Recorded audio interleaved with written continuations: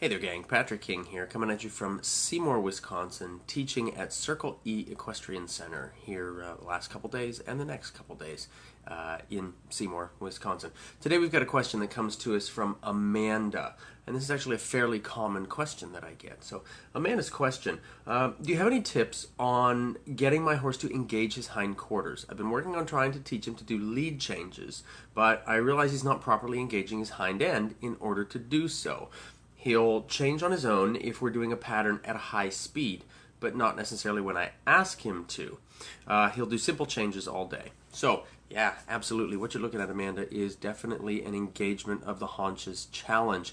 One of the big issues that we have whenever, a few of the big issues we have whenever we're trying to work on flying changes is we have things like overcorrection, overcollection, overthinking on the part of the rider.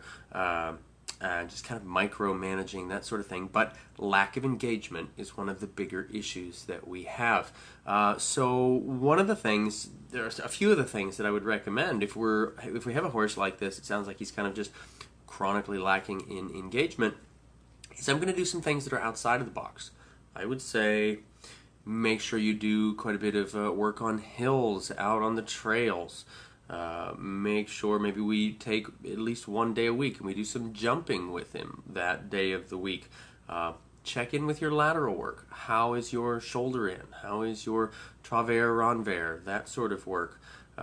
Your half pass, your counter canter. So we could be looking at also a balance issue because of a lack of engagement. So our lateral work and our counter canter are some things that are going to be pretty important.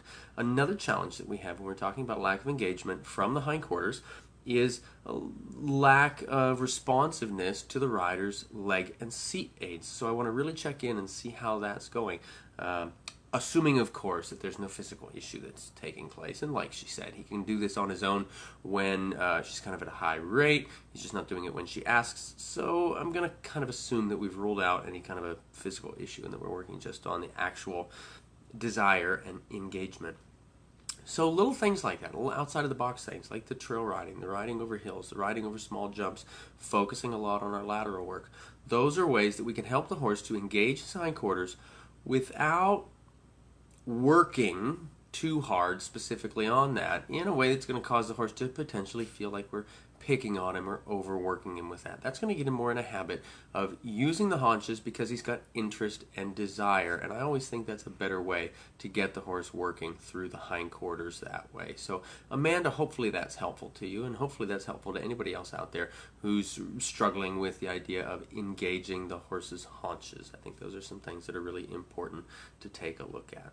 So let's see, question of the day. Okay, here's a question of the day. I've been getting a ton of trailer loading questions lately, and I'm thinking rather than address each one of them individually, because the answer is mostly the same for a lot of them, I'm thinking I might do one of my coffee conversations specifically about trailer loading so we can get a little bit deeper into that idea. What do you think? Give me a comment in the comment section below here. Do you think we should do maybe one of our next coffee conversations as a specific trailer loading topic? Yeah, let me know. If you feel like you've got some friends that might need this advice, you want to share this with them, feel free, share the video directly or tag them in the comment section below. Don't forget, gang, you keep asking questions, and I'm going to keep talking about horses. Thanks so much.